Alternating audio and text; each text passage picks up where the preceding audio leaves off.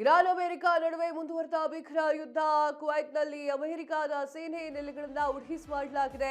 Palestine hypersonic ಕ್ಷಿಪಣಿ ಡ್ರೋನ್ಗಳಿಂದ ದಾಳಿ ಮಾಡಲಾಗಿದೆ.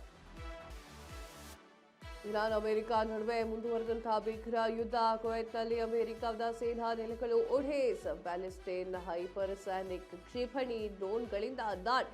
ಸಂವಹನ ವ್ಯವಸ್ಥೆ, ಇಂಧನ ಡಿಪೋಗಳ ಮೇಲೆ ಅಟ್ಯಾಕ್ ಮಾಡಲಾಗಿದೆ. ಯಂತ್ರೋಪಕರಣಗಳ ಘಟಕಗಳನ್ನು ನಾಶ ಮಾಡಿರುವಂತಹ ಇರಾನ್ ಮತ್ತು ಅಮೆರಿಕ ದಾಳಿ ಬಗ್ಗೆ ಮಾತನಾಡ್ತಾ ಇದ್ದೆ. ಇರಾನ್ ಅಮೆರಿಕ ದಾಳಿಯಲ್ಲಿ ಏನು ಮಾಡ್ಕೊಳ್ತಾರೋ ಗೊತ್ತಿಲ್ಲ, ಬಟ್ ದಾಳಿ ಮಾತ್ರ ಸಿಕ್ಕಾಪಟ್ಟೆ ಜೋರಾಗಿ ನಡೀತಾ ಇದೆ. ಕುವೈತ್ನಲ್ಲಿ ಅಮೆರಿಕದ ಸೇನೆ ನೆಲೆಗಳು ಉಡೀಸ್ ಮಾಡಲಾಗಿರುವಂಥದ್ದು.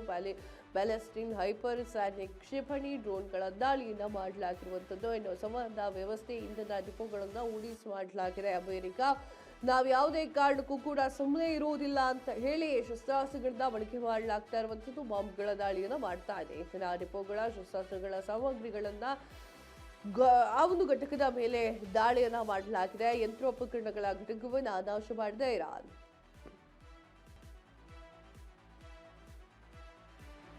ಇರಾನ್ ಅಮೆರಿಕ ನಡುವೆ ಮುಂದುವರೆದ ಭೀಕರ ಒಂದು ಯುದ್ಧ. ಇರಾಕ್ನ ಕುರ್ದಿಸ್ತಾನದ ಮೇಲೆಯೂ ಕೂಡ ಇರಾನ್ ದಾಳಿ.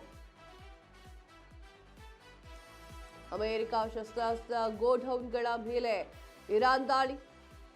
ಇಡೀ ಪರ್ವತ ಸಾಲುಗಳ ಮೇಲೆ ಕ್ಷಿಪಣಿ ದಾಳಿ ಮಾಡಿದಂತಹ ಇರಾನ್. ಇರಾಕ್ನ ಕುರ್ದಿಸ್ತಾನದ ಮೇಲೆ ದಾಳಿಯನ್ನ ಮಾಡಲಾಗಿದೆ. ಅಮೆರಿಕದ ಶಸ್ತ್ರಾಸ್ತ್ರ ಗೋಡೌನ್ಗಳ ಮೇಲೆ ರಿಟರ್ನ್ ದಾಳಿ ಮಾಡಲಾಗಿದೆ.